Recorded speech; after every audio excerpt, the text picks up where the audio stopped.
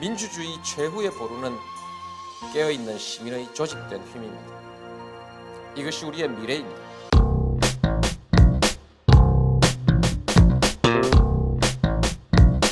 안녕하세요. 저희는 시사 읽어주는 남자들 싱남이에요. 네, 준기 씨. 예. 준기 씨는 대한민국 역대 대통령 중에 누가 가장 좋으세요? 누가 가장 존경하고 물으시면은 되게 어려운 질문이긴 한데 제가 사실 제일 존경하는 대통령님은 김대중 대통령님인데 근데 제가 가장 마음속으로 사랑하는 대통령은 아마 노무현 대통령님인 것 같습니다. 노무현 대통령님이 진짜 20대들한테 가장 사랑을 받는 대통령이시죠. 뭐 한국갤럽 조사에 따르면은 10대에서 20대들 이 설문조사 1,700명을 가지고 설문조사를 했는데 누굴 가장 이제 역대 대통령 중에 누가 가장 좋냐라는 질문에 노무현 대통령이 압도적인 1위를 했고요. 그리고 2위로 박정희 대통령이 했는데 이게 노무현 대통령 보시면은 뭐 SNS나 뭐 그러니까 뭐 페이스북 이런데 자주 이름이 올라오잖아요. 뭐 노무현 대통령님 시절에는 그죠? 그러지 않았는데 뭐 그때가 그립다. 뭐 이런 얘기들이 상당히 많아요. 사실 많은 분들이 그때를 사실 실질적으로 경험해 본 적이 있으신지 잘 모르겠지만 그런 이야기들이 감성적인 이야기들이 참 그쵸? 많죠. 그분을 그리워하시는 분들이 상당히 많습니다. 그리고 뭐 이제 곧 일주일 정도 후면은 그분 서거일이시죠. 그죠? 네, 그래서 오늘 한번 그 노무현 대통령님에 대해서 한번 정확히 이분이 어떤 일을 하셨는지 그리고 어떤 긍정적인 면을 우리나라에 가져왔는지 어떤 부정적인 면을 우리나라에 가져왔는지를 한번 정확히 알아보는 시간을 한번 가져보도록 그러면 해요. 오늘 방송의 제목은 혹시 네, 오늘 방송의 제목은 노무현 전 대통령의 빛과 그림자로 가도록 빛과 하겠습니다. 그림자군요. 네, 빛과 그림자. 그러면 가장 먼저 이제 짚고 넘어가야 되는 게 그 노무현 이 대통령님의 그 정부 그러니까 참여정부죠. 참여정부라고 하죠. 그때 그 인사 행정에 대해서 한번 알아보도록 해요. 그렇죠. 사실 인사가 그 정부를 평가하는 데서 가장 중요한 위치를 차지하고 있죠. 현 정부인 박근혜 정부 역시 과거는 아니죠. 사실 얼마 전에 청와대 대변인 윤창준 씨 문제도 그렇고 여러 인사권 문제로 굉장히 큰 논란이 있지 않았습니까? 사실 뭐 총리도 제대로 뽑지 못했었고요. 그런 문제에서 굉장히 비판을 받았던 면이 있으니 노무현 참여정부는 과연 어떤 인사를 했는지 한번 알아보는 게 매우 흥미롭고 중요할 것 같습니다. 네, 그러면은 그 준기 씨께서 노무현 그 참여정부의 그 인사 시스템에 관해서 한번 긍정적이었던 모습을 설명해 줄 수 있어요? 노무현 참여정부의 긍정적인 면을 보자면은 사실 이 긍정적인 면이라는 것도 어떤 사람이냐, 어떤 시대냐, 어떤 기준을 갖고 보냐에 따라 매우 다르겠지만 지금의 시점에 와서 이랬다라고 평가를 내리는 그냥 대다수의 사람들이 동의할 수 있는 거를 보려면 크게 두 가지 면을 다룰 수 있습니다. 첫 번째는 매우 실리적인 인사 체제를 추구했고요. 두 번째로는 남녀 평등에 있어서 평등적인 주변을 했습니다. 그 예시로 노무현 대통령이 탄핵소추안을 당했을 때 당시 총리로 있던 고건 전 총리 같은 경우에는 역대에서 5개의 정부를 거치면서 행정력을 쌓았던 분이시고요. 이분은 사실 어떻게 보면 노무현의 참여정부와는 색깔이 다른 분이셨음에도 불구하고 국무총리로 임명되셨고 2개월간의 노무현 대통령의 집권이 정지되었을 때 대통령 권한대행으로 매우 훌륭한 행정력을 보이셨고요. 두 번째 같은 경우에 이분도 매우 빛과 그림자가 뚜렷한 분이시지만 이해찬 전 총리 같은 경우 김대중 대통령 시절과 박정희 대통령 시절에 총리를 경험하셨던 김종필 총리 못지않은 실세 총리라고 불리면서 사실상 노무현 대통령 시절에서 굉장히 많은 권한을 행사하셨던 분이기도 하고요. 그 다음에 세 번째로는 매우 유명한 분이죠. 현 유엔 사무총장이신 반기문 총장 같은 경우 노무현 정부 시절 때 임명되신 분이거든요. 외교부 장관으로 노무현 대통령이 직접 임명을 하셨고요. 이것을 바탕으로 해서 유엔 사무총장까지 오르는 그런 바탕이 되었다고 사람들 세간의 평가가 있습니다. 그리고 여성 관료들도 역시 정계에 노무현 대통령이 많이 진출했는데요. 첫 번째로 한명숙 씨 같은 경우에 여성 최초로 총리가 되셨고요. 물론 이분도 굉장히 큰 문제가 있으신 분들이고 문제도 있으신 분이지만 1위였습니다. 그 다음에 강금실 전 법무부 장관 같은 경우에도 여성 최초로 법무부 장관 하신 분입니다. 그리고 요즘에 굉장히 유명하신 분이죠. 김영란법을 만드신 김영란 변호사 역시 노무현 대통령 시절 최초로 여성 최초로 대법관에 임명되신 분이기도 하고요. 이런 점을 보면은 노무현 대통령의 인사는 좀 더 실리적이고 좀 평등적인 면모를 추구했다라고 볼 그리고 수 약간 있겠죠. 진보적인 면이 있었죠. 매우 진보적인 면이죠. 이렇게 여성들을 그 각계각층에 이 자리에 이제 넣었다는 것만으로도 솔직히 우리나라 그렇죠. 역사에 굉장히 없었던 혁신적인 일이잖아요. 일이고 그렇죠. 굉장히 대단한 일이죠. 저는 이거에 대해서 얘기를 해보려고 해요. 노무현의 인사 채택권 이제 당시 빗대어서 이걸 코드 인사라고 불렀습니다. 그렇죠. 코드 인사. 이 코드 인사는 뭐 옳고 그름을 판단하기에는 이제 되게 어려운 면이 있지만 분명 장단점이 존재해요. 예를 들어서 이 코드 인사에 의존하면은 같은 생각을 공유하고 호흡을 맞춰서 국정을 효율적으로 운영할 수 있다는 장점이 있습니다. 그런데 이제 부정적인 면이 있죠.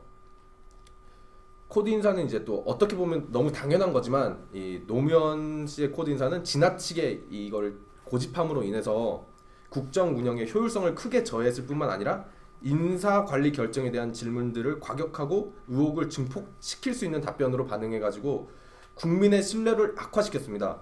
그러니까 심지어 이 인사 정책의 가장 큰 수혜자셨던 고건 전 총리께서 이런 말씀을 하셨어요. 정책을 결정해 수행하는 과정에서 국민들과의 의사소통이 부족했고 협조를 얻으려는 노력이 부족했다. 참여정부의 독성과 국민의 기대에 부응하지 못하는 무능, 두 가지의 원인이 있는 것 같다. 그리고 그 지지율이 임기 말에 상당히 떨어지지 않았습니까? 그렇죠. 그때 2006년 12월 27일 한국경제신문 인터뷰에서는 참여정부 초기에는 인사 시스템이 잘 작동됐다고 생각한다. 그러나 근래에 와서 이 인사 시스템이 잘 안 되는 것 같다. 이런 얘기를 남겼어요. 사실 코드 인사 같은 경우에는 아까 장단점을 말씀하셨는데 코드 인사 같은 경우는 장점이라고 한다면 나와 뜻을 같이 하는 사람 그리고 일을 같이 잘 맞는 사람이기 때문에 일의 효율성을 극대화시키는 데 매우 큰 영향을 미치지 않습니까? 근데 사실 노무현 대통령 시절의 코드 인사라고 불리는 대표적인 인사들이 뭐 이기준 그 부총리와 뭐 이현재 경제부총리, 아니면 이해성 비서관 같은 경우에 실제 실적들을 보면은 과연 이게 효율성이 뛰어나셨던 분인가라는 의문점이 남는 게 사실이고요.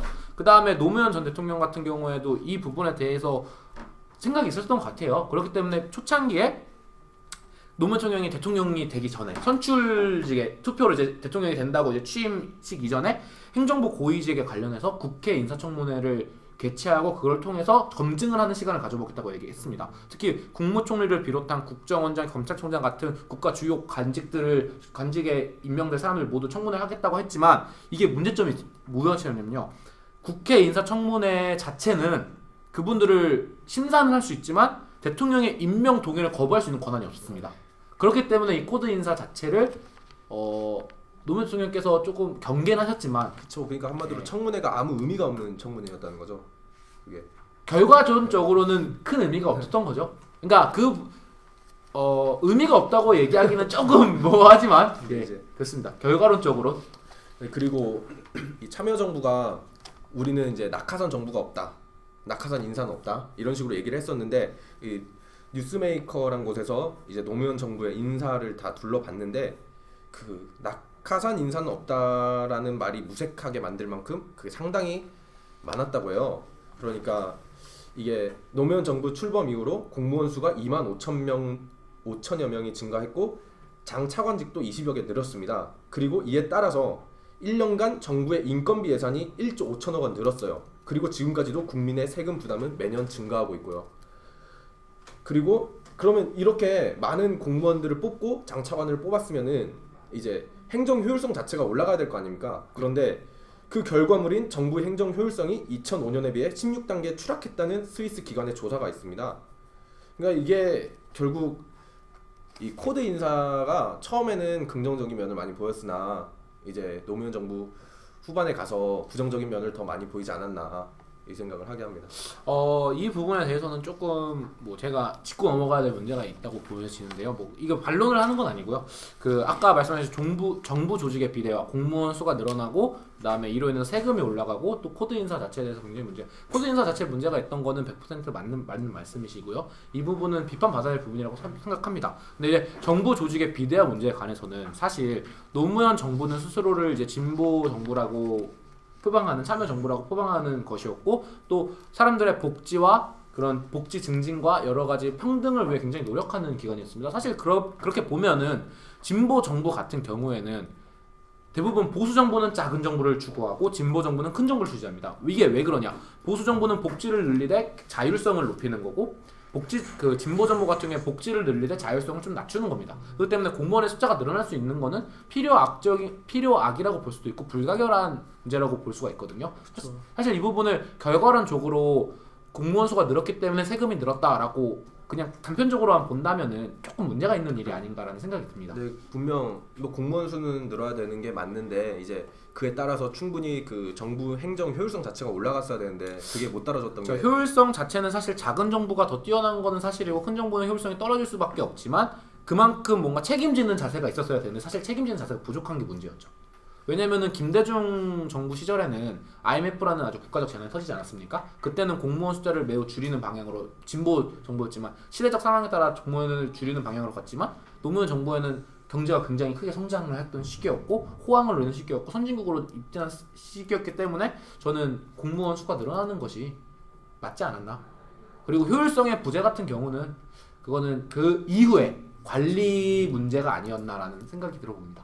그리고 뭐 이런 거는 또 어떻게 이제 이거를 가지고 평가하는가에 따라서 관점에 따라 다 다르기 때문에 이거는 우리 시일남 시청자분들께서 그죠. 직접 판단해 주시는 걸로. 아무래도 오늘 방송은 저희가 그냥 객관적인 그냥 팩트를 그쵸. 갖고서 이 부분이 이렇다 이랬다라고 말씀을 하신 부분이니까 그 부분이 맞는지 틀리는지에 대해서는 여러분들의 판단에 맡기는 게 가장 맞는 것 같습니다. 그럼 다음 한번 주제로. 네, 그리고 제가 중간에 한번 짚고 넘어가야 될 그 얘기를 하려고 하는데요. 그 노무현 전 대통령의 그 불법 대선 자금에 대해서 그죠. 네, 살짝 얘기를 하고 싶어요. 왜냐면은 이게 물론 그 2000년대 초반 정치판에는 불법 자금 수수가 엄청 이제 횡행했죠. 그쵸.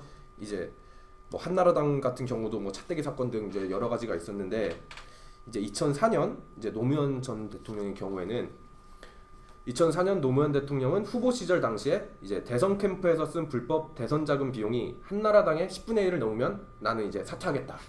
네, 검찰은 어제 불법 대선 자금의 중간 수사 결과를 발표하고 넉 달 넘게 계속된 수사를 일단락지었습니다. 그동안의 수사 결과 노무현 후보 측의 불법 대선 자금 규모가 한나라당의 10분의 1을 넘은 것으로 드러났습니다. 신성희 기자가 보도합니다. 삼성그룹은 지난 대선 직전 안희정 씨를 통해 노무현 후보 측에 채권과 현금 30억 원을 제공한 것으로 드러났습니다. 이에 따라 지금까지 노 후보 측의 불법 대선 자금은 모두 113억 6천여만 원으로 집계됐습니다. 한나라당은 삼성에서 추가로 받은 채권 188억 원 등을 합치면 823억 2천만 원을 불법 모금한 것으로 나타났습니다. 이렇게 공식적으로 그죠. 예, 얘기를 했었어요. 항상 정치인은 말을 조심해야 됩니다. 그런데 이제 검찰 수사 결과 당시 사용한 불법 자금이 113억 원으로 이제 10분의 1 수준을 넘겼어요. 근데 이제 그것 때문에 이제 민주노동당에서 노무현 대통령 사퇴해야 되는 거 아니냐 이렇게 얘기를 했는데 이제 임기 말까지 이거에 대해서 전혀 이제 해명하지도 않고 그냥 묵묵부답으로 나왔던 거죠.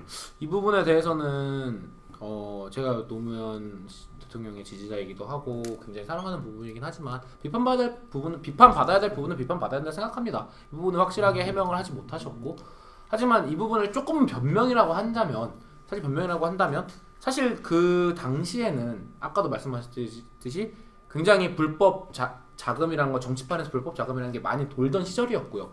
이 부분을 사실 청렴함과 깨끗함 그 말 하나로 대선 후보로 오르고 대통령까지 된 분이 노무현 대통령 아닙니까? 사실 우리나라 정치판에 이런 불법 자금면을 보면은 노무현 대통령 시절 이전과 이후로 나눠볼 수 있다고 저는 생각합니다.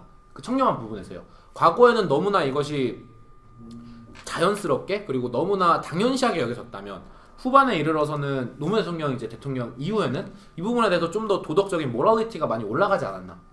이 부분을 생각하고요. 그 다음에 조금 두 번째로 드리고 싶은 말씀은 미국의 전 대통령 중에 한 분이 율리우스 그랜트 대통령이 계십니다. 이 대통령 같은 경우에도 굉장히 청렴함으로 유명하셨던 분인데 사실 이분도 뒷돈이라고 그러죠. 불법 자금을 많이 받으셨던 분입니다. 근데 이분이 하신 말씀 중에 이런 게 있습니다.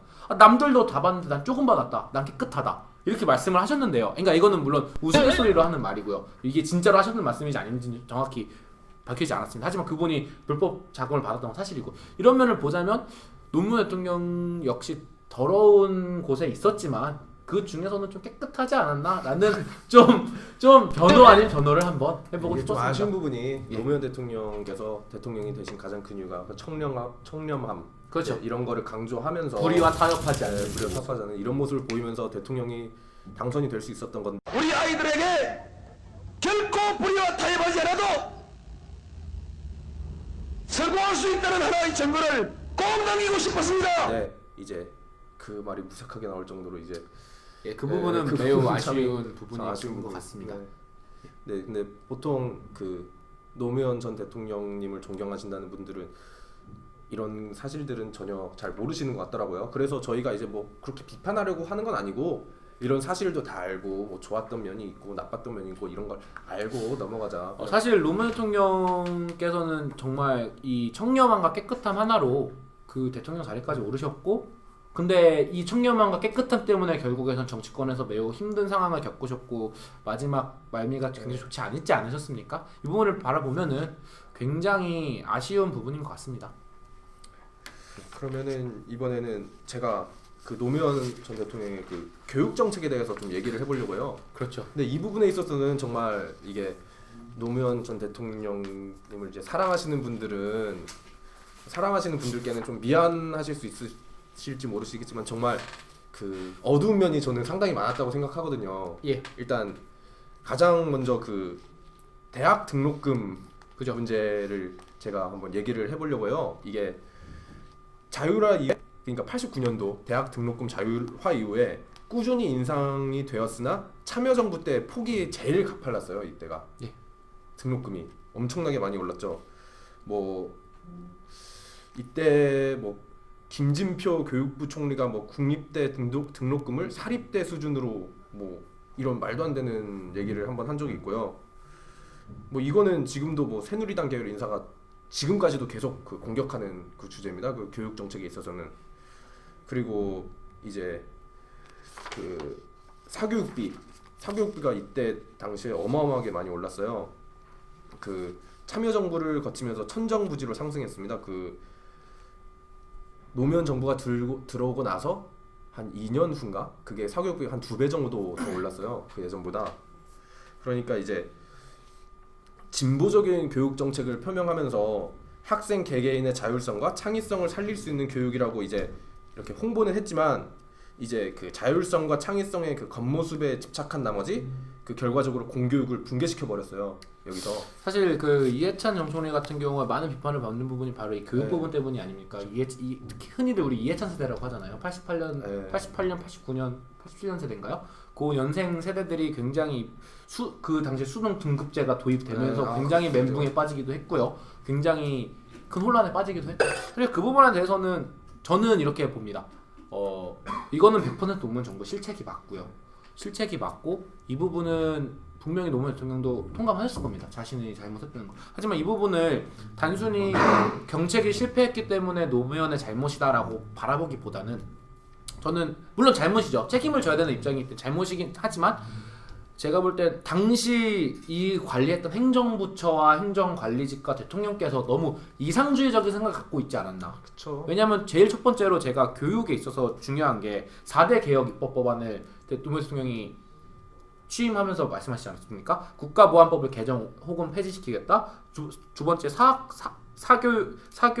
사학법을 개정하겠다. 사학법 개정하고 사학법을 새로 만들겠다. 세 번째 과거사 진상 규명법을 만들겠다. 네 번째 언론관계법을 입법하겠다라는 4대 개혁 법안을 했는데 사실 이 중에서 성공한 거는 과거사 진상 규명법 개정밖에 없고요. 두 번째 사학법 개정은 심지어 여당이었던 열린우리당 내에서도 반대 의견이 너무 거셌기 때문에 실패하고 말았어요. 그러니까 통과는 되었지만 굉장히 이상한 원래 취지와는 전혀 반대되는 했기 때문에 저는 노무현 대통령이 좀 더 이 부분에 대해서 현실을 바라보면서 좀 타협이라고 하긴 그렇죠. 협상과 대화를 통해서 진척시켰더라면 이 교육 문제도 좀 해결할 수 있지 않았을까 하는 아쉬움이 크게 많습니다. 네, 그쵸. 그 노무현 정부가 이제 주장했던 게 이제 공교육 정상화 그거를 이제 대표로 이제 홍보를 하면서 했었는데 이제 근본적인 그 교육 정책에 대한 뚜렷한 철학이 없었던 것 같아요. 그 당시 제 생각에는 현실 인식이 좀 부재했었죠. 그렇죠. 현실 인식도 부재했었고 당시 사학법이 만약에 개정이 되었고 입법이 되었더라면 네. 조금 더 좋은 사실 사학법의 가장 큰 수혜자가 현 대통령님 아니십니까? 유경수 재단을 통한 여러 가지 이런 것도 많이 받으셨고요. 근데 참 그때 사학법이 그때 박근혜 대통령이 굉장히 반대했다고 제가 알고 있습니다. 굉장히 좀 아쉬운 면이 있죠. 네, 근데 이게 또 참 아쉬운 면이 그 지금 이게 우리가 막 무슨 흑수저, 금수저, 막 무슨 이런 세대라고 얘기를 하잖아요. 예.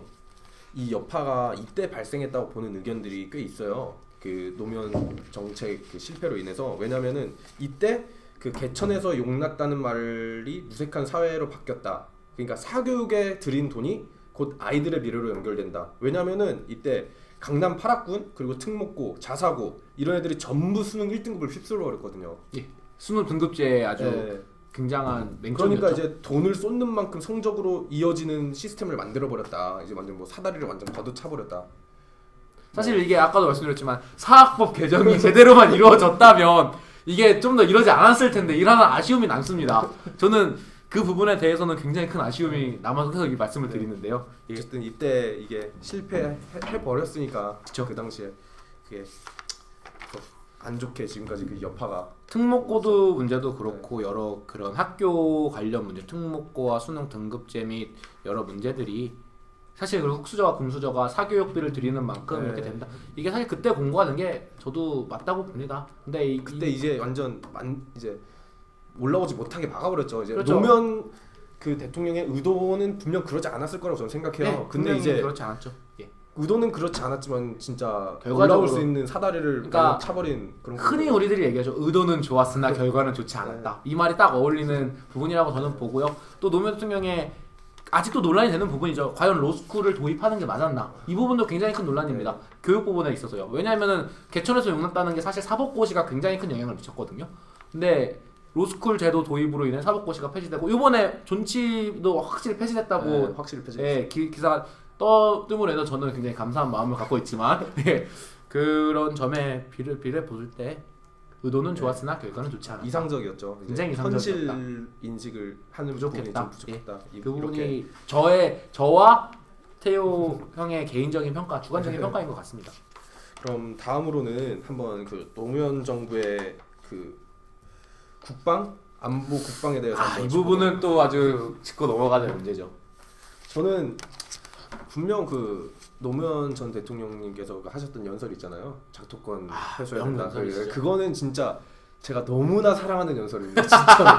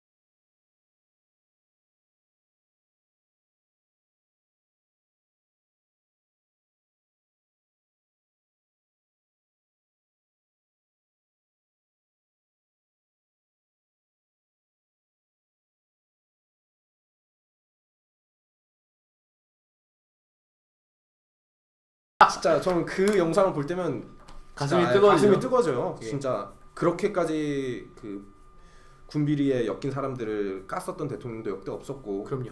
그런데 이때 과거 방선 비리도 네. 담당하셨던 분께서 그런데 그때 이제 또 그 노무현 정부 때 안 좋았던 부분을 얘기하자면은 저는 이제 미국과의 관계가 진짜 그 역대급으로 좋지 않게 치달았잖아요. 예, 그렇죠. 이제 이런 면에서는 저는 좀 어둠이 있다고 생각해요. 이제 준기 씨는 어떻게 생각하세요?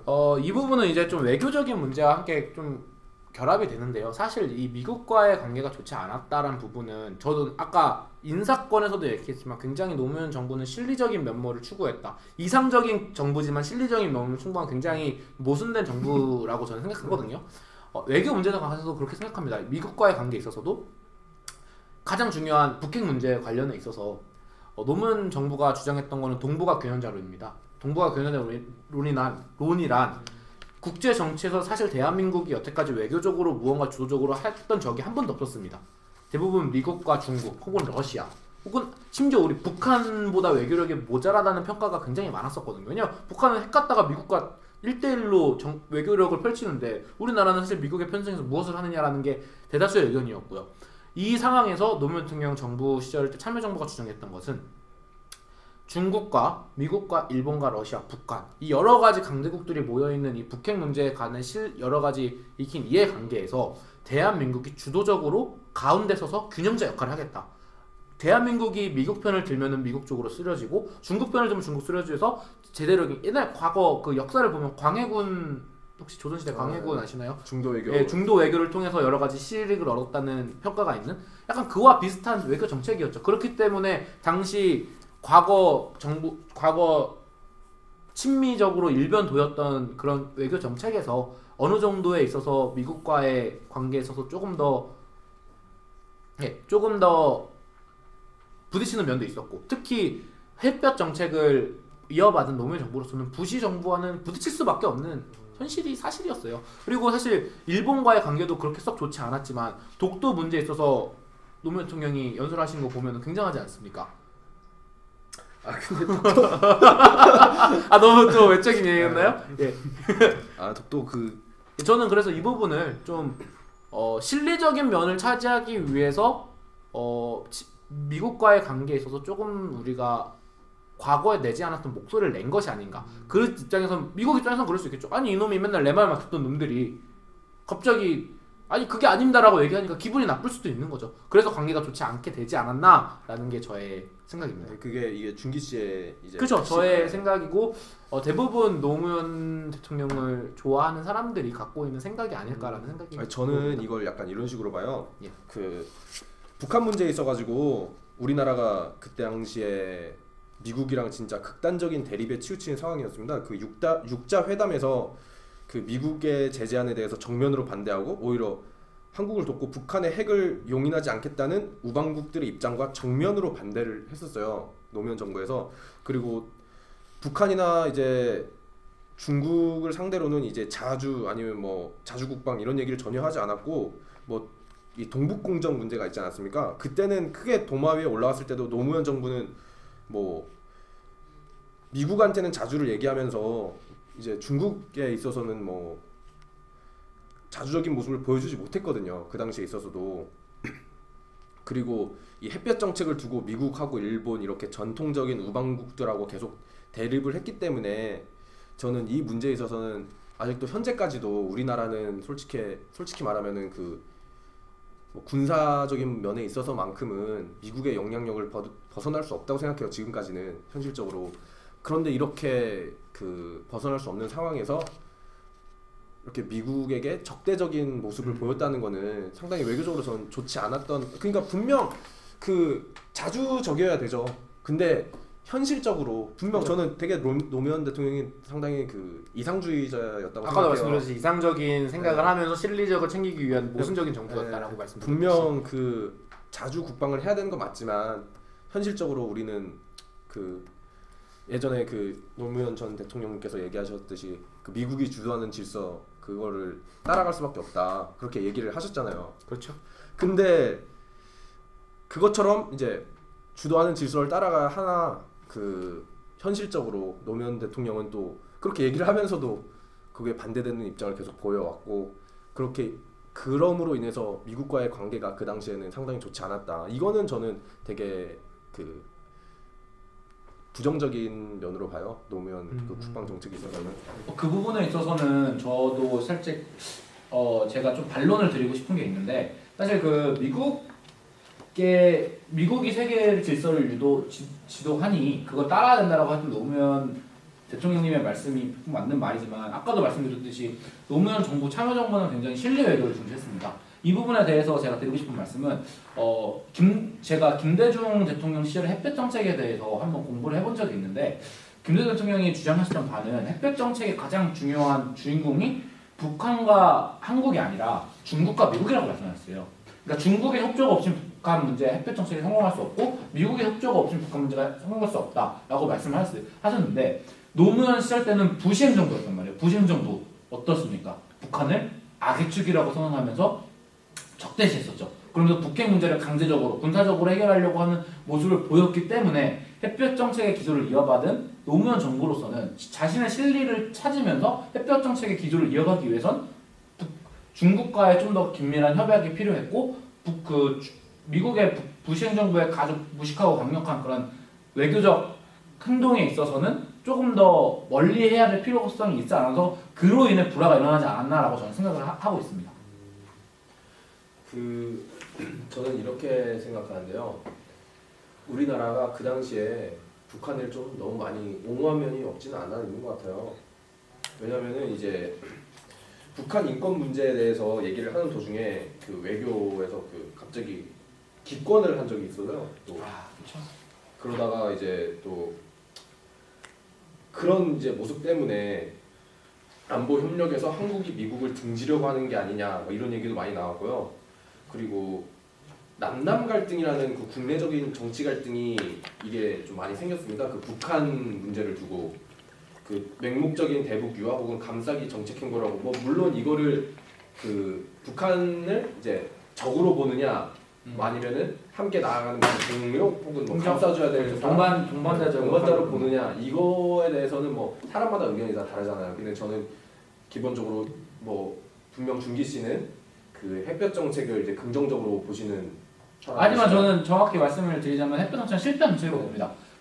하지만 햇볕 정책을 통해서 대한민국 노무현 정부 참여정부 시절 때 1014 남북 공동선언을 이끌어냈고 2007 남북 제2차 정상회담을 이끌어낸 사실 그건 공으로 인정해줘야 될 건 인정해줘야 된다고 생각합니다. 햇볕 정책은 물론 실패한 정책이지만 그 모든 면을 볼 때, 과정을 볼 때 이것을 100% 이건 실패했으니 폐기 처분해야 된다라고 봐야 하나? 이거는 사실 의문이 드는 것이 사실이고요. 저는 이렇게 생각해요. 그 노무현 정부의 햇볕 정책 그러니까 김대중 정부에서부터 시작됐던 그 햇볕 정책 자체가 나쁘진 않았는데 그 정책을 시도할 대상이 나빴다고 생각합니다. 그 김정은 그 부분은 저도 어느 정도는 동의하는 바가 있습니다. 이제 그거를 또 모두 그러니까 그 김정일 정권이죠. 김정일 정권을 마치 그러니까 자기랑 같은 생각을 한다고 생각을 했었던 것 같아요. 그리고 사실 햇볕 정책의 가장 큰 아까도 말씀드렸듯이 주연 배우였던 미국이 그 유화 정책을 피던 민주당의 클린턴 정부에서 갑작스럽게 네오콘을 주장하는 악의 축으로 이라크였나요? 이라크와 북한의 악의 축으로 리비아와 그 악의 축으로 선포하는 부시 행정부가 네오콘 정말 극우 세력이 나타나면서 그러면서 국제 정세도 너무나 뒤바뀌게 되었고 햇볕 정책이 사실 그 바탕 자체가 너무나 바뀌어버렸죠. 그런데 분명 전 노무현 전 대통령이 이런 문제가 좀 있었다고 생각해요. 왜냐하면은 그 공개석상에서 북핵 관련 여러 발언들이나 방북 당시에 만수대 의사당에서 방명록에 인민의 행복이 나오는 인민주권의 전당이란 말을 남겼어요. 그런데 이게 솔직히 따지면은 우리나라랑 북한은 아직까지 적국 아닙니까? 적국이죠. 적국인데 이 적국을 옹호하는 글귀를 남겼다는 것 자체가 그거는 사실 상대적인 평가인 것 같습니다. 그게 과연 그 북한 체제를 옹호하는 글이었나? 사실 북한은 대한민국 헌법상 괴뢰 정부입니다. 사실 인정할 수 없는 국가이며 그 다음에 함경도를 비롯한 평안도 아직 저희 나라 그렇기 때문에 대한민국 그 정부 처제를 보면은 그 함경도 지사와 평안도 지사와 황해도 지사가 있습니다. 그게 그 대한민국 헌법에 따르면은 그 대한민국 국토 거기에 포함되어 있는 하지만 하지만 국제법상 북한이 유엔에 가입함으로 인해서 국제법상 북한을 독립적인 국가로 인정해 준다는 약간 이분법적인 면모를 보이는 것이 현재 대한민국의 법적인 한계로 인한 상태이기 때문에 거기다가 인민주권, 인민이란 것은 사실 나쁜 뜻은 아니죠. 인민주권이란 말을 저는 솔직히 대통령이 쓸 필요는 없었다고 생각해요. 인민이란 말 자체를. 왜냐하면 그 말 자체가 이제 그러니까 민주주의 정권이 아닌 공산주의 정권에서 쓰이는 말을 굳이 꼭 이게 우리나라 대통령이 가가지고 거기서 그 단어 선택면에 인민주권의 전당이라고 할 말을 할 필요가 있었나? 사실 그렇긴 하죠. 그 부분에 대해서는 문제가 있는 것 같네요. 그리고 그 노무현 대통령 그 중국 외교에 대한 얘기를 좀 하고 싶은데요. 그 노무현 정부가 그 미국의 편승에서 벗어나려는 외교 행보를 보였지 않습니까? 그런데 이게 그 외교 자체의 역량을 키웠다고 보기는 좀 어렵다고 봐요, 저는. 왜냐면은 이게 오히려 이런 모습들을 보였던 것들이 중국으로 하여금 오히려 약보게, 우리나라를 약보이게 하는 수준으로 가는 행보가 아니었나. 그러니까 그 미국과도 오히려 협조가 잘 안 되고 중국과도 그 당시에 뭐 이렇다 한 결과물이 없었고, 유럽만 하더라도 한국과 이제 뭐 같이 뭔가 뭐 북한과 좋은 관계를 만들어 보자 하든 그런 협력적인 모습을 보인 것도 없는 등의, 그러니까 한마디로 외교적 역량이 이제 중국과 미국을 이용하겠다고는 얘기는 했지만 그 당시 그렇게 강화되었다고 보기는 어렵다. 사실 그 저는 이 문제는 솔직히 박근혜 정부도 지금 답습하고 있다고 생각해요. 박근혜 정부도 정말 무능한 면이 그러니까 사실이죠. 이게 그 노무현 정부 때 그 대중국 외교의 문제점 중 하나는 북한을 어떻게 중국을 통해서 무언가를 끌어내거나 주도해 보겠다. 중국을 통해서 이제 북한을 뭐 어떻게 해보겠다. 그런데 이게 중국은 이런 모습을 자꾸 보여요. 한국을 이용해 가지고 한반도의 분단을 이제 계속 지속하고 고착화시킬 뿐 아니라 한국의 미국 영향력을 배제하는 중립화를 원하고 있는 게 중국의 장기 전략이라고 저는 보고 있거든요. 사실 냉정하게 말해서 미국과 중국과 일본과 러시아는 남북한의 통일을 바라지 않습니다. 네. 이거는 사실 명백한 사실입니다. 근데 이제 노무현 정부에서 그리고 지금 박근혜 정부도 그렇고 자꾸 그 중국의 힘이 편승해서 뭔가를 이제 그죠? 이끌어보려고 하는 이 문제가 저는 뭐 노무현 정부도 지금 박근혜 정부도 문제가 였다고 그 생각합니다. 부분에 있어서는 아까 처음에 말씀드렸듯이 너무 이상주의적인 생각을 갖고 있었던 노무현 정부이기에 상대도 나와 같을 거라는 그런 좀 어떻게 보면 되게 순진한 거죠. 사실 국제 정치는 순수하고 순진한 걸로 되는 게 아닌데 말입니다. 그 부분에 대해서는 반성을 해야 되고 깊이 숙고를 해봐야 되는 부분이라고 저는 생각합니다. 그리고 아까 그 외교 문제 얘기 전에 국방에 대해서 얘기를 나눴었는데요. 국방에 있어서는 노무현 정부의 긍정적인 면모가 있다면 저는 이 부분은 꼭 짚고 넘어가고 싶은데, 공중 조기 경보기 도입 사업을 추진했었고 K2 전차를 개발했었고 사병들의 월급 인상을 실제로 실현시켰습니다. 이 세 가지 모두 성공적으로 사례가 남은 국방 개혁에 있어서도 굉장히 대표적인 사례로 남은 거고요. 그리고 노무현 전 대통령께서 유일한 그 사병 출신 병장 만기 그렇죠. 전역, 대한민국 아마 상병 만기 전역인가 그랬을 거예요. 저는 정확히 만기 그거에 전역, 대해서는 모르겠어요. 네, 상병으로 아마 만기 전역한 유일한 대통령. 대한민국에서 네. 유일한 대통령. 그러니까 이게 참 웃긴 게 우리나라가 그 대한민국 모든 남자가 군대를 가야 함에도 불구하고 이렇게 군필 출신 대통령이 한 명밖에 없다는 것 자체가 참 웃긴 일이지 않습니까? 그렇죠. 그리고 참여정부 당시에 국방 예산이 해마다 8.8% 이상이 증가했다는 기록이 있습니다. 그리고 각종 무기와 장비를 도입하기 위한 전력 증강 예상인 방위력 개선비의 평균 증가율도 무려 11.7%에 달한다고. 이게 2005년, 2006년 조사에 따른 거. 사실 현재로서는 오히려 국방 예산을 삭감해야 된다는 그런 말도 안 되는 얘기가 나오고 있는 상황에서 이런 걸 보면 굉장히 큰, 그리고 또 굉장히 논란이 되는 전시 작전 통제권 회수, 이 부분에 대해서는 어떻게 생각하시는지 한번. 실제로요. 남북 간에도 외교가 있고 한국과 중국 사이에도 외교가 있는데 북한의 유사시라는 건 뭐 있을 수도 없지만 전쟁도 유사시도 있을 수가 없지만 그러나 전쟁과 유사시를 항상 우리는 전제하고 준비하고 있는데 중국도 그렇게 준비하지 않겠습니까? 한국군이 작전 통제권을 가지고 있을 때 북한과 우리가 대화하는 관계, 중국과 우리가 대화할 때, 외교상의 대화를 할 때, 동북아시아 안보 문제를 놓고 대화를 할 때 그래도 한국이 말빨이 좀 있지 않겠습니까? 작전 통제권도 없는 사람이 민간 시설에 폭격을 할 건지 안 할 건지 그것도 마음대로 결정 못하고 어느 시설에 폭격할 건지 그것도 지 마음대로 결정 못하는 나라가 그 판에 가가지고 중국한테 무슨 할 말이 있습니까? 북한한테 무슨 할 말이 있어요? 이것은 외교상의 실리에 매우 중요한 문제 아니겠습니까? 작동권 회수에 있어서는 언젠가는 우리가 반드시 회수를 해야 되죠. 왜냐하면은 우리나라는 자주국가 또 자주국방을 지향하는 나라이기 때문에. 그러나 현실적인 면에 있어서 저는 진짜 방산비리가 너무 심각하기 때문에 군대 전체가 진짜 너무 썩어있기 때문에 아직까지 좀 무리가 있다고 봅니다. 저도 그 부분은 어느 정도 동감을 하지만 이 작동권 회수가 조금 더 빠른 시일 내에 이루어져야 된다고 생각하는 사람으로서는 왜냐면은 저희도 그 자주국방을 왜냐면 평시 작전 통제권은 저희가 지금 갖고 있는 거지 않습니까? 하지만 저희가 지금 전시기 때문에 지금 아직도 휴전 상태이기 때문에 전시라고 표현되지 않습니까? 그렇기 때문에 지금은 우리나라가 어떻게 할 수 있는 게 없기 때문에 참 아쉬울 따름이고요. 그 다음에 마지막으로 노무현 정부에 있어서 가장 큰 업적이라고 볼 수 있는 게 국방개혁 2020. 그 2020년까지 그 국방 육군의 숫자를 줄이고 그 고급 인력의 숫자를 늘리고 어떤 것들을 개발하겠다는 그 개혁이 추진이 되다가 이명박 정부 시절에 그게 엎어지고 결국 국방개혁 2030이라는 조금 변형된 취지로 지금까지 이루어지고 있는데 사실 이게 제대로 이루어지고 있는지는 좀 아쉬운 따름이고요.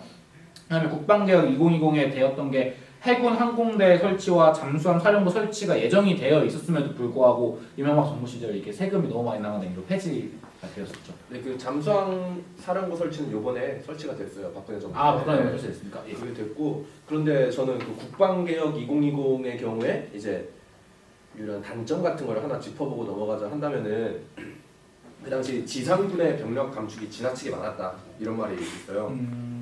그러니까 이라크 전쟁 그 미국하고 이라크가 전쟁하지 않았습니까? 그런데 미군이 너무 숫자가 적어가지고 이제 병력 수요를 지나치게 줄이면 안 된다는 교훈이 분명 전 세계적으로 있었어요. 그런데 이제 지상군이 38만 명 정도로 감축을 하는 것에 대해 그 목표를 두고 있었던 노무현 정부의 이 목표를 가지고 논란이 상당히 많았었어요. 그러니까 전시에 그 병력으로 방어되겠지만 이제 그다음 뭐 공격은 어떻게 할 거냐? 그 병력으로 공격이 불가능하다. 대한민국이 다른 나라를 공격할 일이 그러니까 있을까요? 북한의 공격 방어는 되는데 이제 반격을 어떻게 할 것이냐? 반격을 어떻게 네. 할 것이냐. 그런 말들이 그 많죠. 부분은 확실히 문제가 될 만하네요. 그 아까 다시 또 외교 쪽으로 넘어와서 아까 태효 씨께서 말씀하셨듯이 굉장히 노무현 정부가 반미적인 성향을 가졌다고 하는데 사실 반미적인 성향을 가진 거는 아까도 말씀드렸듯이 제가 말씀드렸듯이 실리 외교를 위해서 했다고 보는데 이라크 파병 같은 경우에는 병사를 파병했던 경우에는 사실 미국의 의지를 따라주는 것이 아닙니까? 이걸 보면은 정말 그 외교적인 문제에서도 노무현 정부는 굉장히 이상주의적인 생각으로 실리를 얻기 위해 행동했다. 그렇죠. 이게 가장 중요한 평가인 것 같아요. 실리를 얻기 위해 행동을 했는데 막 실리를 얻기 위해 행동을 했지만 이제 다 미움을 받아버렸으니까 그 당시에 그죠. 그게 문제죠. 그게 가장 큰 오히려 문제죠. 북한한테도 통수를 당하고 우리 이렇게 잘해줬는데 통수 치고 이러니까 그죠. 얼마나 금강산 개성공단 그렇게 열심히 금강산 강남 그렇게 열심히 했는데 결국에 다툼도 받고 지금은 남아 있는 게 하나도 없지 않습니까? 근데 이게 뭐 북한 탓만할 수는 없는 법이지만 자, 의도는 상당히 좋았지만 참 아쉬운 면이 아닐 수 없네요, 진짜. 제가 그러면 대한민국 사랑하는 국민의 입장으로서 그러면 이제 다음 주제로 한번 넘어가보도록 하죠. 정부 조직에 대해서 한번 얘기를 해볼까요? 근데 노무현 때 정부 조직이 참 사실 노무현 대통령의 가장 큰 세 가지의 그 노무현 대통령이 사랑을 받으면서도 미움을 받는 이유 중에 세 가지를 크게 뽑아보자면 아마 이걸 거예요. 노무현 대통령이 대선 후보 시절 공약했던 4대 개혁 입법 법안을 통과시키지 못한 게 제일 첫 번째 이유. 두 번째, 한미 FTA를 시작한 거. 왜냐면은 당시 진보주의적인 성향을 가진 유권자들이나 다른 사람들은 한미 FTA에 굉장히 부정적인 시각을 갖고 있었거든요. 하지만 이 부분을 진행시키면서 많은 진보적인 사람들 자신의 편들에서 공격을 받았고 세 번째, 이거는 적들과 아군한테 모두 욕을 먹었던 거죠. 대연정. 혹시 대연정이 어떤 상황으로 이루어진 건지 혹시 알고 계신가요? 아니요, 준기 씨가 한번 설명해 주시겠어요? 예, 그 대연정 같은 경우에는 대연정은 이렇습니다. 여당과 야당이 나눠지는 상황에서 각기 다른 정당들이 국가의 이익을 위해 그 국가에 있는 주요 요직들을 서로 나누어서 연합하는 연립 정부를 합니다. 그래서 노 대통령께서는 이 당시에 야당이었던 한나라당 현 대통령이죠. 박근혜 대표에게 이제 제안을 합니다. 소선거구 제도인 현 상황이 모든 사람의 민심을 대변할 수 없으니 대선거구 제도로 바꾸는 동의를 해준다면 국무총리를 포함한 여러 장관 임명권을 한나라당에게 넘기겠다는 제안을 했습니다. 소선거구제와 대선거구제 제도의 차이점은 소선거구 제도는 현재 우리가 갖고 있는 제도와 똑같습니다. 우리가 투표를 하면은 가장 많은 득표율을 얻은 사람이 그 지역의 국회의원으로 당선이 됩니다. 하지만 대선거구제에서는 우리가 뽑았어도 2등 있을 거 아닙니까? 2등, 3등. 2등, 3등이 어느 정도 득표를 넘게 되면 그 사람들도 국회의원이 될 수 있게 기회를 주는 겁니다.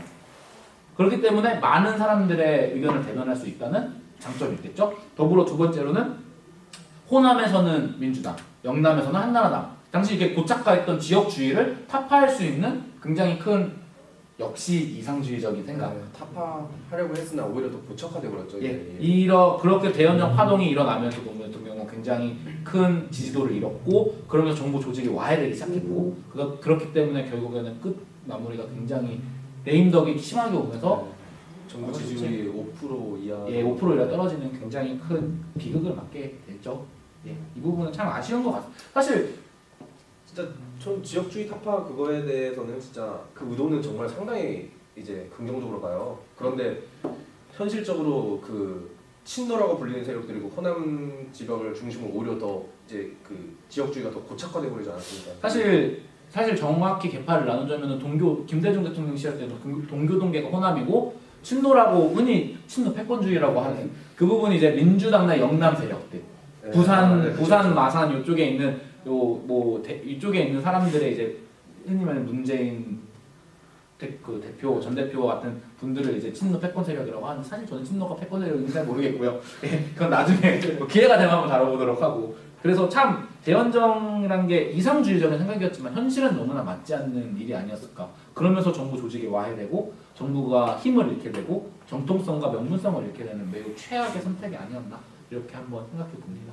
하지만 그 사상 자체는 의도 자체는 매우 좋았다. 지역주의다. 그리고 심지어 지금 소선거구제와 대선거구제 제도의 이 대립은 현 제4야당이죠. 정의당 측에서 계속해서 주장하는 부분입니다. 대선거구 제도로 바꾸자고.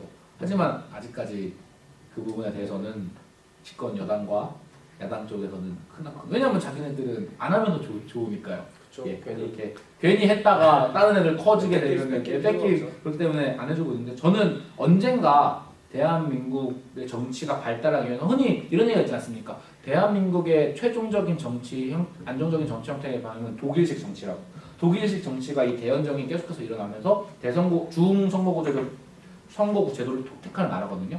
그러면은 대한민국의 발전을 위해서는 나중에는 이 선거구 제도를 폐지하고 대선거구 제도로 바꿔야 되지 않을까. 그리고 노무현 대통령은 이 먼 미래를 내다본 좀 해안을 갖고 있지 않았나 하는 생각이 들어봅니다. 네, 그러면 제가 가장 노무현 전 대통령을 사랑하는 이유 중 하나, 그 권위주의 타파에 대해서 한번 얘기를 시작해 보도록 할까요? 가장 서민적인 대통령이라고 불리는 노무현 대통령이 어째서 이렇게 서민주의적을 갖고 갖게 됐나 한번 제가 조사한 바에 따르면 권위주의 타파는 굉장히 대한민국 역사상에 있어서 노무현 대통령만한 혁신적인 대통령이 없었습니다. 제일 첫 번째로 국가정보원, 흔히 말하는 그 국정원이죠. 국정원과 국군기무사령부, 우리나라의 정보와 모든 첩보를 통괄하는 그 장들의 독대를 일제 거부했습니다. 이게 어떤 의미가 있느냐? 국가정보원과 국군기무사령부의 장들과 독대를 하게 되면은 그 사이에는 분명히 국가적인 기밀도 있을 거고 어떤 것들이 있기 때문에 비밀이 생기게 됩니다. 그렇게 되면은 대통령은 따로 자신의 그 라인을 갖게 돼서 어떤 정보를 입수할 수 있다는, 어떻게 보면 이게 필요하다고 생각하실지 모르겠지만 민주주의 사회에서는 이런 것들이 그렇게 되면은 정보를 독점하게 되고 그걸 이용해서 대통령이나 혹은 누군가가 자신의 사익을 위해 할 수 있다는 의심을 살 수가 있습니다. 그렇기 때문에 노무현 대통령께서는 이 부분을 철저히 금지시키고 독대가 아닌 반드시 한 명에서 2명 이상의 사람과 함께 만나는 자리를 만들었습니다. 그로 인해서 그 정보가 혼자만이 갖고 있는 정보가 아닌 여러 명이 해서 나중에 있어서 혹시 일어날지 모르는 문제에서 대비하는 역할. 굉장히 민주적인 행동이라고 볼 수 있죠. 두 번째, 그 세계 언론 자유 지수가 역대 최고점을 기록했습니다.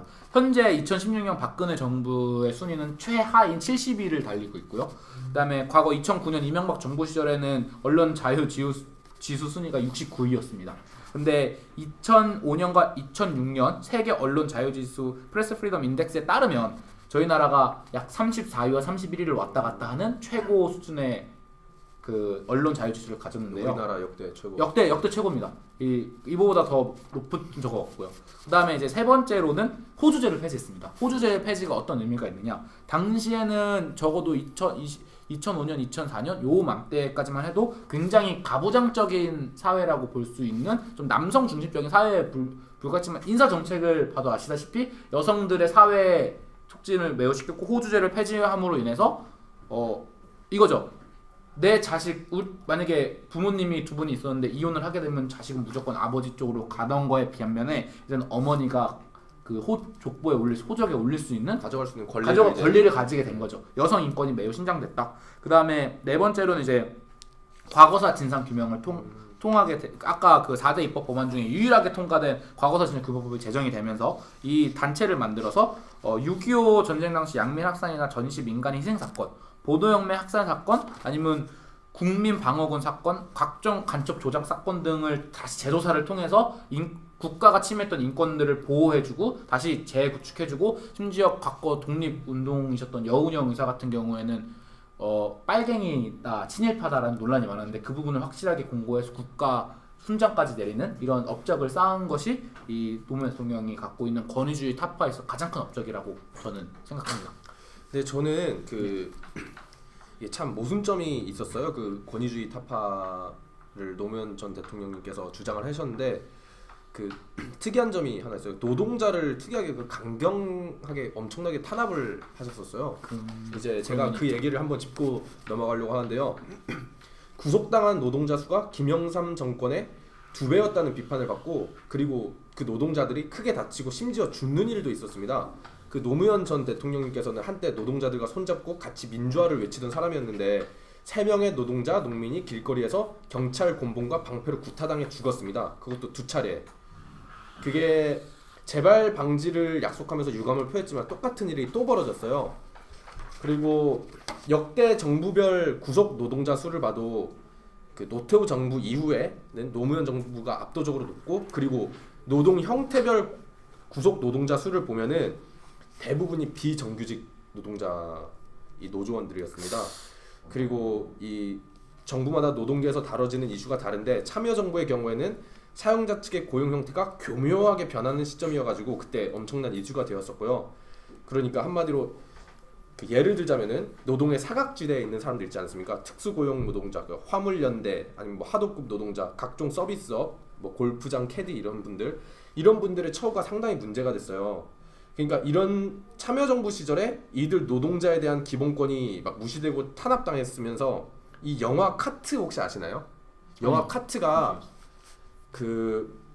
이 시기의 문제를 다루고 있는 그런 영화거든요. 또 공무원 노조와의 마찰로 유엔사나 국제노동기구에서 경고를 받았습니다. 오히려 그러니까 이게 참 모순적인 게 노무현 정부께서 진짜 노무현 대통령께서 정말 이 서민적이고 막 그런 행보를 보였던 건 맞는데 또 반면에 또 이렇게 노동자들을 엄청나게 사실 탄압하고 이 부분에 대해서는 탄압이라고 보기에는 조금 어떻게 보면은 아쉬울 수가 있는 게 역대 대한민국의 노동 운동의 역사를 보면은 노무현 대통령 시절만큼 가장 활발하게 노동 운동이 진행된 적이 없습니다. 왜냐하면 당시 노무현 대통령은 NGO 산업이나 여러 산업에 굉장히 많은 지원금을 냈고 그다음에 집시법들 이런 것들의 그 집회법들을 굉장히 자유롭게 규제를 풀어주면서 이런 노동 운동이 진행되게 만들었습니다. 하지만 그로 인해 사회적 혼란이 가중이 됐고요.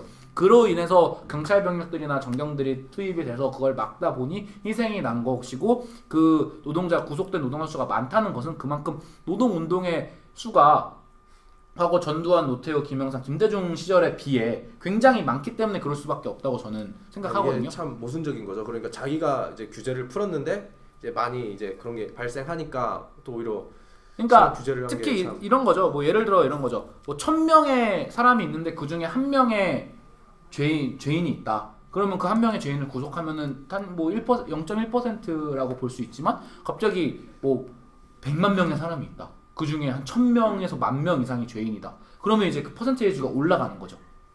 이런 식으로 약간의 그 전제가 확대됐기 때문에 노동운동이 너무 활발하게 진행되고 이렇기 때문에 노동자들의 구속 수도가 올라가고 그런 참사들이 많이 일어났다고 저는 변론하고 싶습니다. 예. 근데 이 당시에 그 불법적인 탄압이 자행됐다는 증거가 막 이제 경찰들이 쉽게 이 당시에 막 테이저건을 막 썼어요. 이게 어디서 어떤 명령을 받고 그랬는지 모르겠지만 뭐 분명 저는 국민을 사랑하시는 노무현 전 대통령께서 이런 걸 직접 시키진 않았을 거라 생각하는데 뭐 이런 경찰의 진압 장비들은 특별한 요건을 충족할 때만 사용할 수 있는 것임에도 불구하고 이제 그런 게 사용되었고요. 그리고 민간인 시위에 이제 법적 근거 없이 군 병력을 투입해서 진압했어요. 최초로.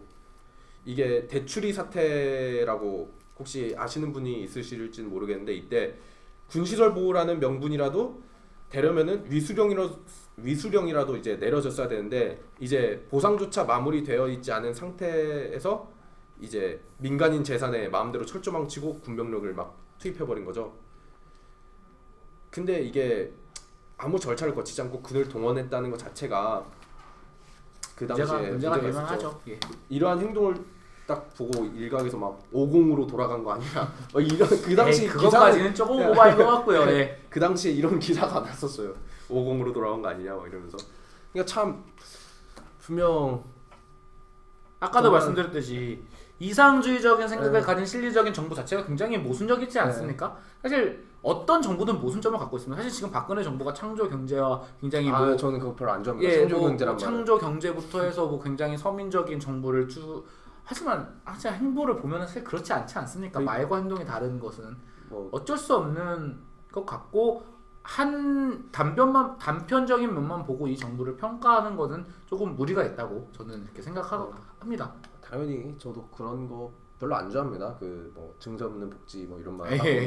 증서 없는 복지 내 말 같지도 않은 소리죠. 증서 없는 복지 내 입으로 한 적 없다. 이번에 나오고 그러니까 저도 그런 면은 좋아하지 않는데 뭐 분명 제가 지금 방금 얘기한 거는 이렇게 그렇죠. 문제될 건 문제가 확실히 있는 면이죠. 그 모든 사람들이 뭐 노무현 시절은 뭐 모든 노동자가 활개를 치고 다녔다 막 이런 얘기를 하고 다니시는데 뭐 그것도 분명 맞는 말이지만 그만큼 어두운 그림자가 있었다. 어두운 그림자가 있었다. 군병력을 이제 법적 근거 없이 막 투입해가지고 탄압하고 이런 면이 있었다. 이런 면들도 이제 이 시인남을 시청하시는 애청자분들께서 알아주셨으면 하는 마음에 이렇게.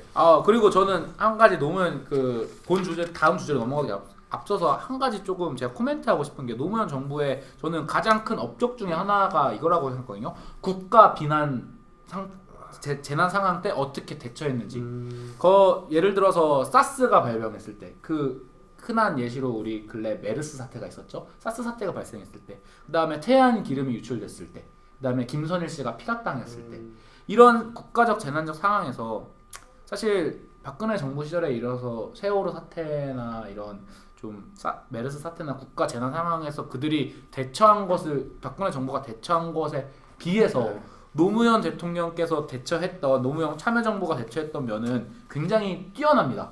사스 같은 경우에는 그 방역 시스템을 조기에 촉진해서 공항마다 배치시킨 탓에 중국과 동남아 쪽에 굉장히 돌았던 그 위험 수준까지 돌았던 사스가 대한민국에서는 전혀 위험하지 않은 수준. 뭐 흔히 김치가 사스를 막았다라는 말도 안 되는 그런 얘기가 우스갯소리가 나올 정도로 굉장히 크게 방역을 했고, 태양기름 유출이 되었을 때는 국가적인 재난 상태를 표출하고서 국가적으로 해결하지 않았습니까? 물론 국민들의 굉장히 큰 성원도 있었고요. 굉장히 직접 차에서 봉사활동 하시는 분들도 있었고, 그다음에 김선일 씨 피랍 당했을 때는 노무현 대통령으로서는 최선을 다했지만 어쨌든 그 비극을 막을 수는 없었지만 정말 최선을 다했기 때문에 국가 국민 어느 누구도 이거를 정부 탓이라고 말하는 사람이 없을 정도였는 반면에 사실 지금 현재 와서 우리나라 정부 대한민국 정부를 보고 있노라면 과연 내일 당장 국가적 비상 상태가 재난 상태가 발생했을 때 우리는 정부를 믿을 수 있을 것인가라고 반문해 본다면 사실 조금 물음표가 드는 건 사실입니다. 분명 그런 면에서는 좋은 점도 있었지만 저는 그 노무현 정부 때 그 샘물교회 사건 있지 않았습니까? 그 부분도 역시 저는 노무현 참여정부의 실책이라고 보진 않습니다. 네, 그게 참 애매해요. 그게. 그러니까 국가가 하지 말라는데 개인이 한 걸 국가가 어떻게 막습니까? 그 부분은 우리 종교적인 문제가 좀 가미되기 때문에 좀 다음으로 넘어가는 거죠. 660억이 그때 그 데려오려고 23명인가요? 예. 23명 데려오려고 660억이 들었는데 그게 참 이거 그 뭐 모두들 아시는 일이라 생각합니다. 그거는 뭐 시민남을 애청하시는 분들께서 옳다 그르다 그걸 판단해 주셨으면 좋겠고요. 저 국민을 구하기 위해 국가가 그렇게 세금을 낭비하는 것이 옳은 일인가 아닌가는 뭐 생명이 가장 소중하긴 하니까 그런 그죠. 어쩔 수 없긴 한데 또 이게 그게 좀 아니었지. 가지 말라는 사람들 굳이 왜 국가에서 가지 말라고 통지까지 했는데 간 사람들을 참 예. 또 노무현 정부에서 돈을 보내준 거 아닙니까? 그죠. 660억을 이렇게 참 가슴 저는- 아픈 일이죠. 그럼 이제 다음 본 주제로 한번 넘어가 보도록 네, 할까요? 그럼 그 노무현 정부의 그 경제에 대해서 한번 이제 얘기를 좀 나눠볼까요? 그렇죠. 뭐 경제 어두운 그림자부터 한번 알아보도록 할까요? 아니면 빛부터 알아보도록 할까요? 그 경제 뭐 제가 뭐 빚도 살짝 조사를 했는데요. 예. 일단 국민 총소득을 조기 달성한 거. 그렇죠. 이게 2만 불이죠. 가장 2만 불 초과 2만 불. 달성했죠. 예. 그런데 이제 저는 여기서 이제 한마디 부정적인 면을 이제 짚고 넘어가자면은 예. 그 이게 딱 노무현 정부라서 갑자기 생긴 게 아니고 이게 노무현 정부 이전부터 10년에 걸쳐서 이제 나타난 결과이고 이게 원화 강세가 이때 큰 기여를 했어요. 이 당시에 이게 그러니까 그 자세하게 살펴보면은 노무현 정부 때 5년간 연평균 대미 달러 환율은 22%가 하락했어요. 예. 근데 즉 노무현 정부 기간에 달러 환산 1인당 국민소득 증가 22%가 즉 환율 하락 때문에 이게 일어난 거라 이 말을 해주고 싶었고요. 그리고 그 1인당 국민소득 2만 달러에 대하여 국민이 냉소적인 평가를 내리는 사람들이 있는 이유 중에 하나가 그 국민소득 증가율이 이제 상당히 미미했다는 점이 이걸 들 수 있겠고요. 그리고 그 노무현 정부 기간이 2003년부터 2006년까지 국민 실질 총소득 증가율은 연평균 2.2%에 불과했습니다. 22가 아니고 2.2%. 그러니까 국민의 정부 시절 1998년에는 외환위기의 여파로 인해서 급격한 국민 총소득 감소가 있었음에도 불구하고 5년간 증가율이 연평균 3.3이었어요. 그런데 이제 노무현 정부에 들어서는 이제 2.2%밖에 되지 않았다. 그러니까 IMF가 있었음에도 불구하고 그때는 3.3%를 기록했는데 노무현 정부 때는 2.2%밖에 안 됐다고 얘기. 그 부분에 있어서 약간의 이제 제가 얘기를 드리면은 사실 경제 성장에 대해서는 비교 대상이 있어야 된다고 생각합니다. 물론 시대적 상황과 여러 가지 있지만 저는 가장 대표적으로 이명박 정부와 노무현 정부를 한번 비교를 해보고 싶은데요. 그 아까 IMF 김대중 정부 시절 때 그렇게 됐다는 것은 약간 제가 거기에 변론을 드리면 김대중 대통령 시절에는 IMF가 터진 이후에 국가가 부도적 상태가 돼서 선진국이 아니었습니다. 사실 국가 성장이란 것이 어느 정도 일정량이 성장을 하게 되면 거기에선 더 이상 성장이 굉장히 늦춰진다는 게 일반적인 주류 경제학의 원론이고요. 그리고 노무현 정부 시절에는 이미 국민 총소득 2만 불을 초과 달성했기 때문에 성장률이 떨어지는 것은 어쩔 수 없다고 저는 판단합니다. 그러면은 과연 2만 불 이후에 이명박 정부와 노무현 정부의 차이점을 한번 살펴보면은 당시 2005년, 2006년 세계 평균 성장률이 4.7%였습니다. 여기서 노무현 대통령은 4.3%의 기록률을 기록했어요. 4.3%. 뭐 세계 평균 성장률에 미치지 못했지만 평균 성장률이 4.3%라는 것을 이명박 대통령과 비교했을 때 이명박 대통령 때는 세계 평균 성장률이 2.7%였습니다. 근데 여기서 우리나라 평균 성장률이 3.1%였어요. 그러면 세계 성장률보다 굉장히 높다라고 생각하시겠죠. 하지만 여기서 함정이 있습니다. 우리가 봐야 될 게 세계 성장률이란 것은 세계에 있는 160개 국가들을 모두 통과해서 합니다. 그렇기 때문에 개발도상국, 심지어 뭐 필리핀, 동남아, 뭐 아프리카 그렇기 때문에 막 성장률이 150%, 200% 되는 사람들까지 그 나라들까지 통집합해서 하는 거고 우리가 비교해야 될 대상은 OECD 가입 국가들입니다. OECD 가입 국가들이라고 하면은 나름 이제 선진국이나 선진국에 가깝다. OECD 국가 중에 평균 성장률이 4.3% 최고였습니다. 노무현 대통령 시절 때. 이명박 대통령이 3.1% 중간했습니다. 최고는 3.8%였고요. 그런 걸 보면은 평균 경제 성장률이 4.3% OECD 국가들 중에서는 최고를 기록했으면 그거는 당연히 대단한 거 아니겠습니까? 그 다음에 이제 GDP 연성장률을 보게 되면은 5년 동안 노무현 정부 시절에는 매년 4,071불 이상의 GDP 성장률을 보였습니다. 이명박 대통령 시절에는 연평균 1,314불. 그러니까 완전히 4분의 1로 뚝 감소한 거죠. 경제 대통령을 표방하셨던 이명박 대통령께서. 그다음에 세 번째 물가 상승률을 고려해 봤을 때 노무현 정부 시절, 참여정부 시절 물가 상승률은 매년 3% 증가했어요. 3%. 이명박 대통령 시절에는 3.5%씩 증가했습니다. 그러면 이거에 비교해서 임금은 상승을 했느냐? 노무현 참여정부 시절 최저임금 상승률은 매년 10.6% 상승했습니다. 노무현 정부 시절 5.7% 반토막 났습니다. 그러면 이게 가장 소득과 분배율이 가장 높은 진위 개수. 이 진위 개수를 통해서 과연 우리가 갖고 있는 우리 이 나라가 분배를 잘 하고 있느냐를 봤을 때 노무현 참여정부 시절은 5.1% 매년 성장률을 기록했고요. 이명박 대통령은 3.6%. 이걸 비교해 본다면 경제 대통령을 표방했던 이명박 정부 시절과 우리나라가 선진국 대열에 들어선 이유예요. 그다음에 노무현 대통령 참여정부 시절에 비교해 보면은 사실 경제적인 면에서 수치상으로만 봤을 때는 참여정부가 훨씬 더 많은 성과를 얻은 것이 아닌가라는 것이 이제 통계학적인 결론이 나오게 되는 거죠.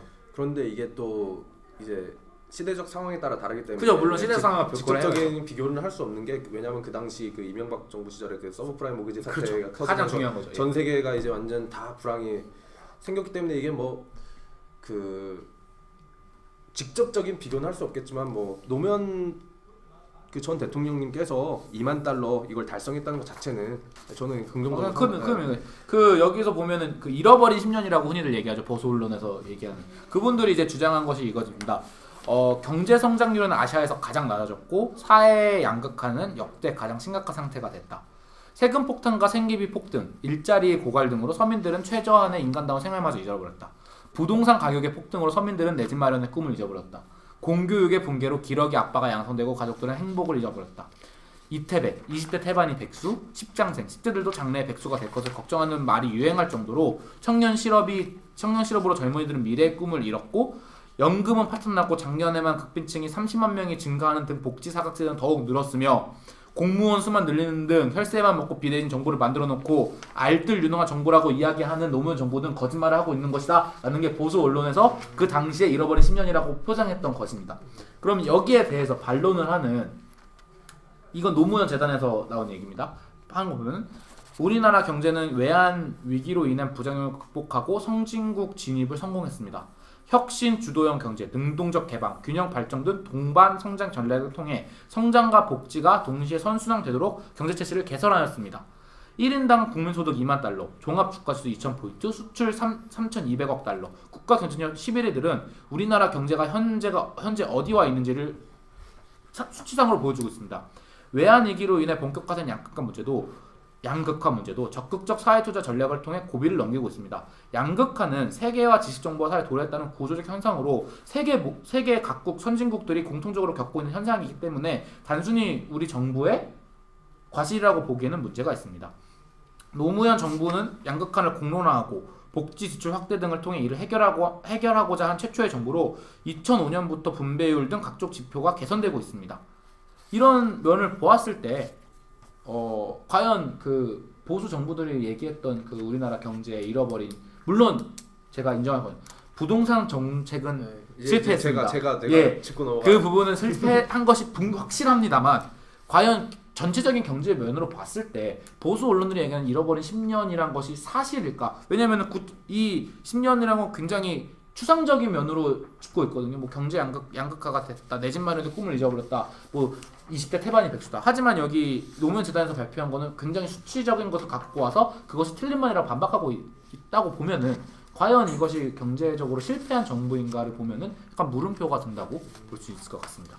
제가 그 아까 부동산 얘기가 나와가지고 이제 진짜 참여정부 정책의 가장 큰 실패 이게 뭐 모든 것이 노무현 때문이다 막 그 당시 그런 말이 나왔던 이유 중 하나 가장 큰 이유 그게 이 부동산 정책의 실패인데요. 이걸 제가 한번 짚고 넘어가도록 하겠습니다.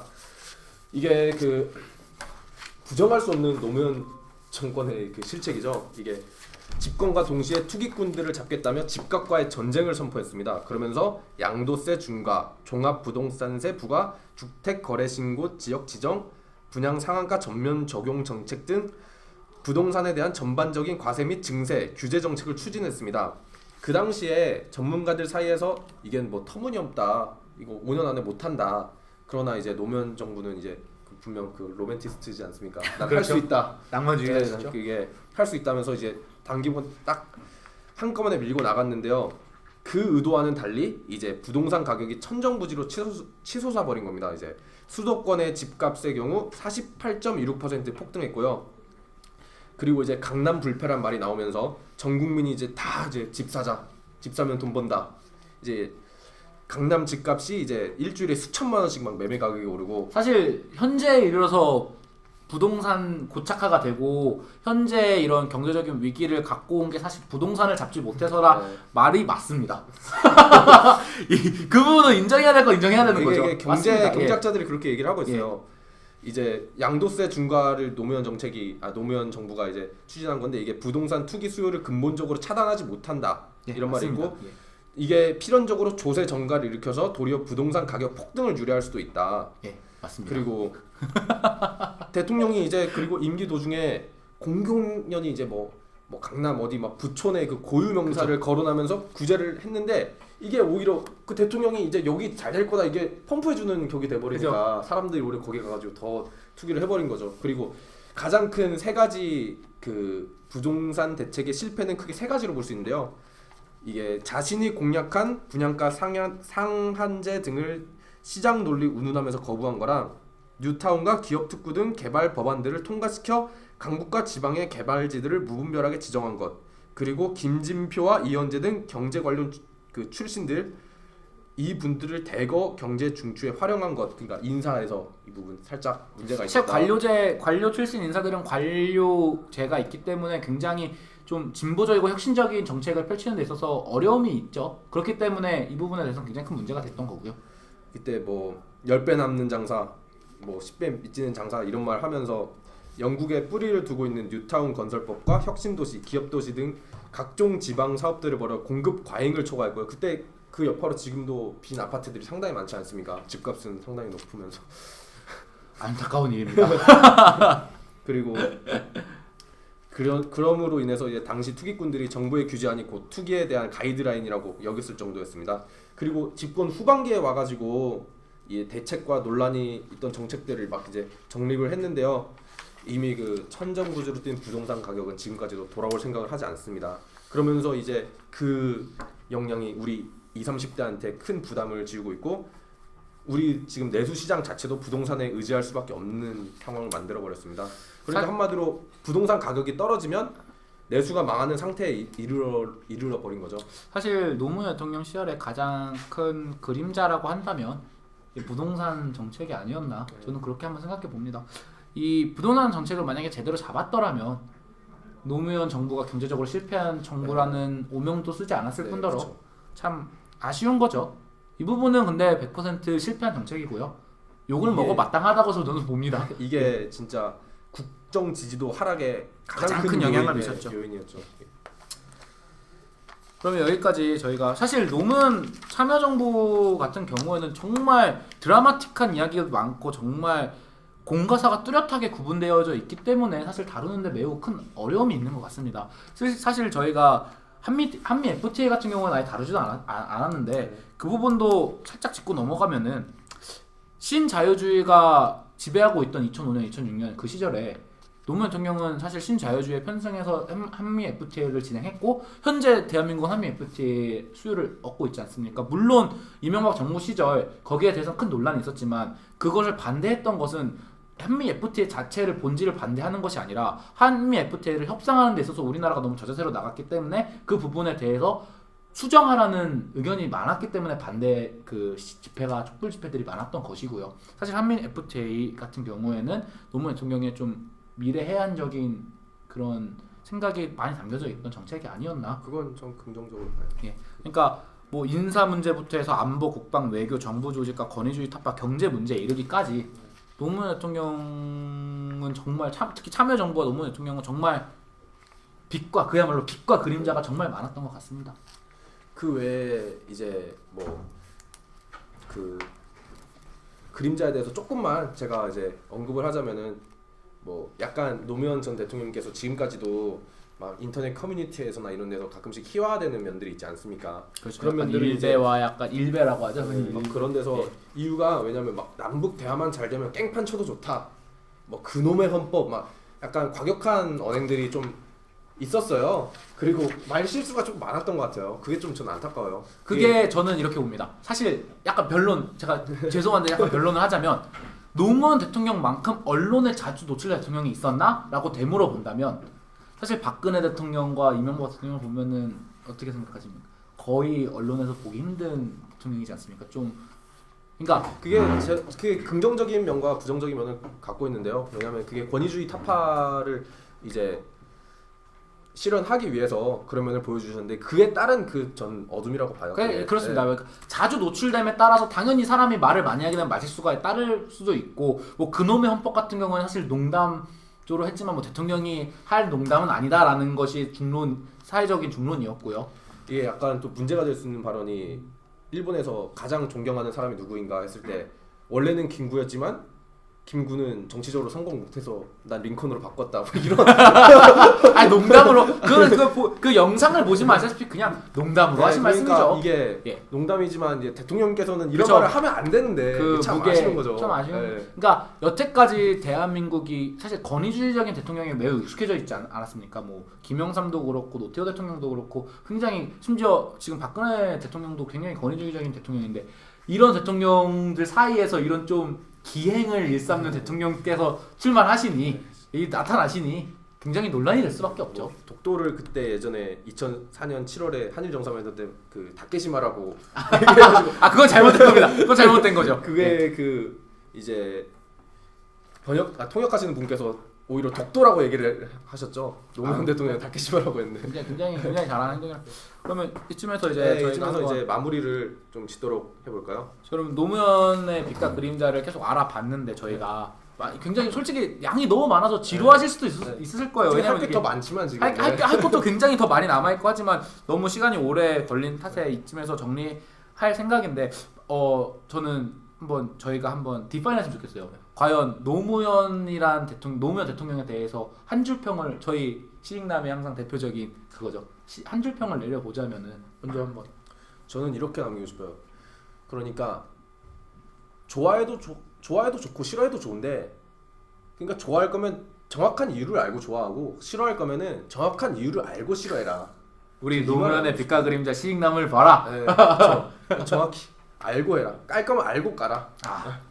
저 같은 경우에는 이렇게 평가하고 싶네요. 20세기 대한민국의 로맨티스트가 김구 선생이었다면 21세기 대한민국의 로맨티스트는 노무현 대통령이 아니었나 이렇게 한번 한 줄평을 마무리 지어보고 싶습니다. 네, 그러면 오늘 우리 이번 시일남 6회차 방송인가요? 예. 그건 여기까지 하도록 하고요. 지금까지 우리 시익남이었습니다. 감사합니다. 감사합니다.